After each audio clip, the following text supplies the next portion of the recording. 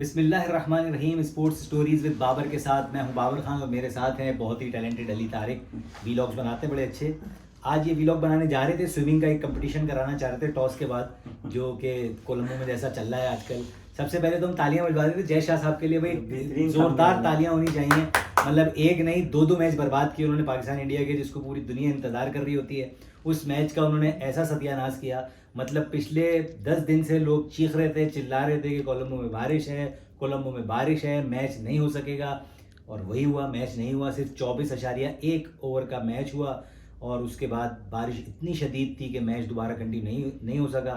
बारिश की वजह से आउटफील्ड ख़राब हो गई। ग्राउंड स्टाफ ने बहुत मेहनत की, बेचारे फॉर्म से पानी जब्स कर करके बाउंड्री के बाहर फेंक कर आते रहे, बहुत कोशिश की और मैच हो जाए किसी तरह। उसके लिए हमारे खिलाड़ी फ़खर जमान ने भी एफर्ट की।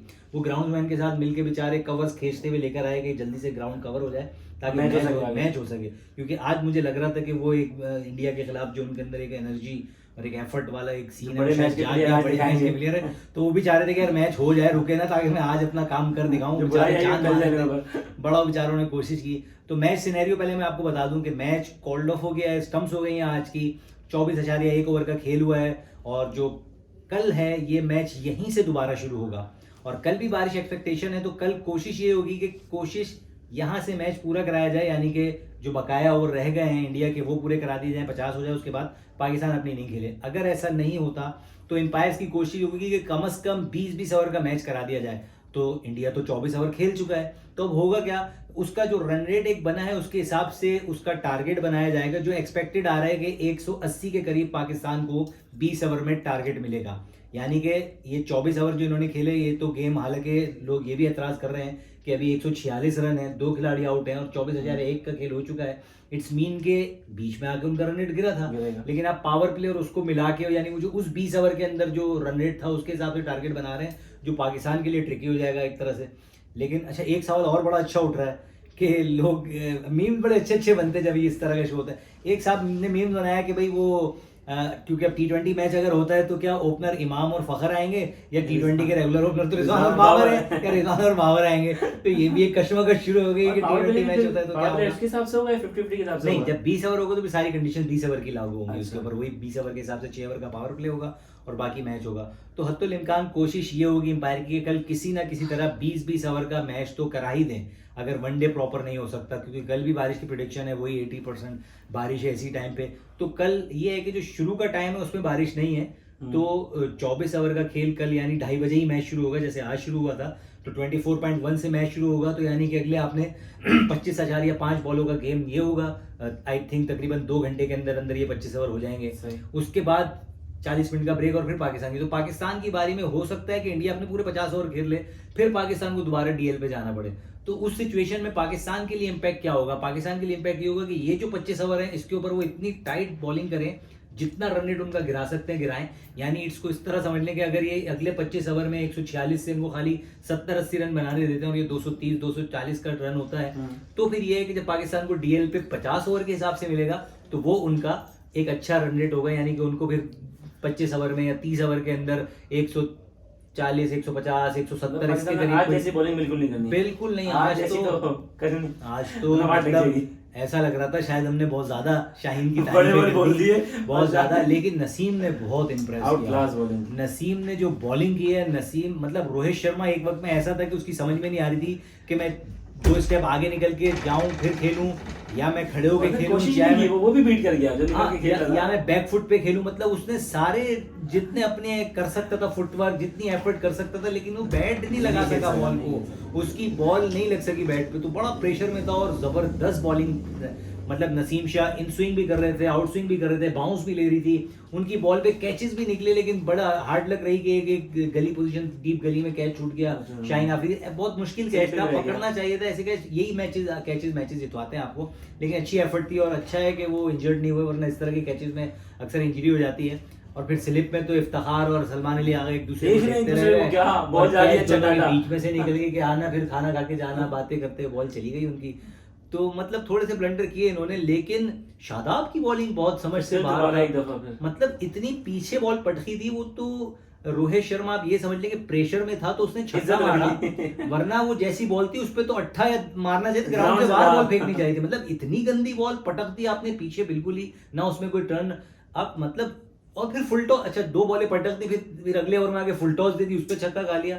उसका एवरेज 36 बॉलों पे उसने कोई मेरे ख्याल से 15 या 16 रन बनाए हुए थे, इतना गंदा उसका स्ट्राइक रेट चल रहा था। आपने 3 छक्के 2 चौके खा के आपने बराबर करा दी, 50 करवा दिया आपने, सारी मेहनत। तो शादाब को भी रिव्यू करना पड़ेगा, लेकिन ये है कि उसने कमबैक अच्छा किया, कप्तान ने उस पर एतमाद किया, उसने कमबैक किया, और फिर रोहित शर्मा की विकेट भी निकाली उसने, जिससे उसने छक्के का, अच्छा किस वक्त विकेट निकाली उसने बॉल, उसी बॉल पे विकेट निकाली जो उसने फ्लाइट के साथ बॉल किया, उसको टर्न किया। वो उसको वो खुद को फास्ट बॉलर पता नहीं क्यों समझ रहा था, खींच के मैं बाउंसर मारूंगा उसको। अरे भाई आप स्पिनर हो, स्लो बॉल करो, टर्न के साथ करो, फ्लाइट के साथ करो। जब आपने फ्लाइट और टर्न के साथ किया उस पर आपको कैच मिल गया, लेकिन इसके ऊपर क्लैपिंग बनती है। फहीम अशरफ ने एक्स्ट्रा ऑर्डिनरी कैच किया, वो 10 मीटर भागा है, मिड ऑफ से भागता हुआ वो एक्स्ट्रा कवर की तरफ पहुंचा है और उसने कैच पकड़े। बहुत मुश्किल कैच होता है, रनिंग कैच होता है। हम क्रिकेट खेलते हैं, बहुत छोटे लेवल पे खेलते हैं, लेकिन हमें पता है कि इस तरह के रनिंग कैच कितने मुश्किल होते हैं, और इतने प्रेशर मैच के अंदर इतनी बड़ी विकेट की कैच किया। अगर इसका कैच छूट गया तो फिर तो सारा मैच मेरे ऊपर है।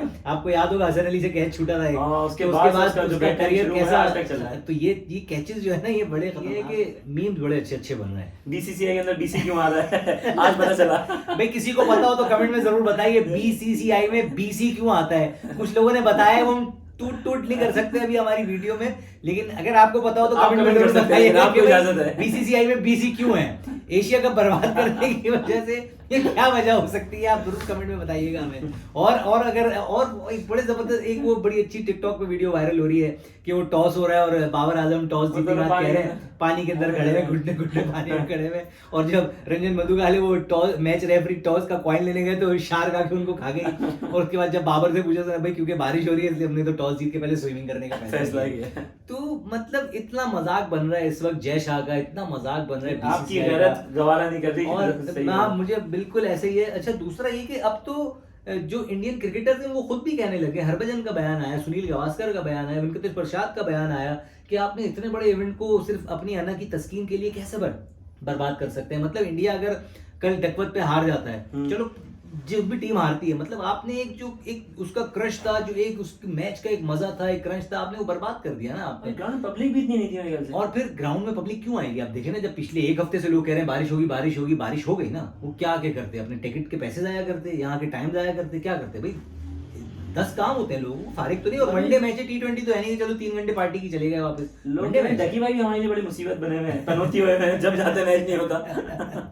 डकी भाई जो है ना, वो बहुत सारे यूट्यूबर, मोमिन साकिब भी गए हुए हैं, वो बड़ी अच्छी वहां से वीडियोस भी डाल लेते कि बड़ा सनशाइन है, कोई धूप नहीं है, कौन कह रहा था बारिश है, आज तो जबरदस्त, आप आ जाओ सारे ग्राउंड आ जाओ। जब सारे ग्राउंड आए तो बारिश हो गई। अब वो कह रहे हैं भाई मोमिन भाई टिकट के पैसे आप वापस करोगे या बीसीसीआई से लेने हैं, आईसीसी किससे ले रहे टिकट के पैसे? आपने तो बुला लिया, आप क्या कह रहे हैं, हम आ गए, अब हम क्या करें? तो बड़े मसले मसाइल चल रहे हैं वहाँ पे, बड़े परेशानियां हैं। लेकिन एक चीज है कि पाकिस्तान और इंडिया के दरमियान काफी अरसे से वनडे क्या टेस्ट भी नहीं हुआ था, लेकिन कम से कम जय शाह की इस मेहनत से 2 दिन का टेस्ट तो मिल गया, यानी एक दिन आज हमने खेला, एक दिन हम खेलेंगे। तो ये तारीख के अंदर लिखा जाएगा 2 दिन का वनडे हुआ या 2 दिन का टेस्ट हुआ, ये क्या कहा जाएगा इसको? जय शाह की वजह से, जय शाह की वजह से। जय शाह के लिए तो दोबारा क्लैप है, बहुत मेहनती आदमी है। मतलब ऐसा बंदा इतना क्रिएटिविटी कैसे ला सकता है कि यार किसी इवेंट को बर्बाद करने के लिए इतना जहन लड़ाए, ऐसा मतलब जुगाड़े पैदा करे, जबरदस्त। जय शाह बहुत अच्छा। लोग कह रहे थे आज बारिश जो हुई है वो पाकिस्तान के हक में हुई है, जो हाल चल रहा था। नहीं, लेकिन आप देखें उसके बाद उन्होंने जब 2 विकेट गिराई तो प्रेशर बना दिया था। मतलब शादाब जो एक ओवर में 2 छक्के और चौके खा रहे थे, 17 रन दे रहे थे, उन्होंने मिडिल ओवर कराया। आप देखें ना, इस मीम के प्रेशर तो आया ना, उन पे भी प्रेशर आया। मिडिल ओवर स्पिनर का कराना, मतलब वनडे के अंदर एक बहुत बड़ा, मतलब कितनी प्रेशर में होंगे। ऐसा नहीं था, प्रेशर पे आ गए थे। यानी एक वक्त में ऐसा लग रहा था कि 20 ओवर में उनके 150 हो जाएंगे, और अब 24.1 ओवर में भी उनके 146 से 150 नहीं हुए थे उनके। इट्स मीन के प्रेशर में थे, 1 रन 3 रन, आखिर के 5 ओवर तो बिल्कुल फंसे हुए थे, नहीं खेला जा रहा था उनसे। केएल राहुल भी फंसे हुए थे, विराट कोहली भी फंसे हुए थे। कल देखना यह है कि आया अब जब मैच शुरू होता है तो क्या प्लेइंग कंडीशन होंगी कल भी, क्योंकि बारिश के बाद आउटफील्ड गीली होगी, तो स्पिनर के लिए बॉल करना इतना आसान नहीं होगा, क्योंकि बॉल गीला हो रहा होता है, स्लिप हो रहा होता है, जगह पे नहीं गिर रहा होता बॉल, और फिर बॉल हैवी भी हो जाता है, शॉट इजीली वो उस तरह बाउंस भी नहीं फास्ट लेता। बॉलर को मसला नहीं होता? फास्ट बॉलर को भी होगा मसला, जाहिर सी बात है, तो swing नहीं मिलता। इतना स्विंग नहीं मिलेगा, बॉल भारी हो जाएगा ना। देखो हम्म। जितना लाइट बॉल होगा उतना ही तो एयर में ट्रेवल Movement करेगा ना, आसान इतनी तो मूवमेंट करेगा। जब वो पानी लग के भारी हो जाता है तो फिर वो ना इतना बाउंस ले सकेगा, ना इतना Pace एयर में में स्विंग ले उड़ा सकेगा। सकता है। फिर आपने सिर्फ उसको लाइन और लेंथ पे बीट कर सकते हैं, और ना आप स्विंग और वो तो नहीं कर सकते। लेकिन आप शुरू में देखें ना, स्विंग नहीं मिल रहा था शाहीन को तो क्या हो रहा था, वो उसी अपनी बॉल पे जाने की कोशिश कर रहा था, लेकिन वो मिडिल लेग पे पड़ती है और स्क्वायर पे मिड विकेट पे शॉट कर रहे थे वो। अभी शाइन करता क्या है, 2-3 चौके पड़ते हैं साइड चेंज ये तो हम बच्चे करते थे प्रेशर गली में। देखें वही ना, बच्चे करते बच्चे करते गली क्यों? में। तो प्रेशर में आ जाते हैं ना, यार हाँ। कुछ नया करूं।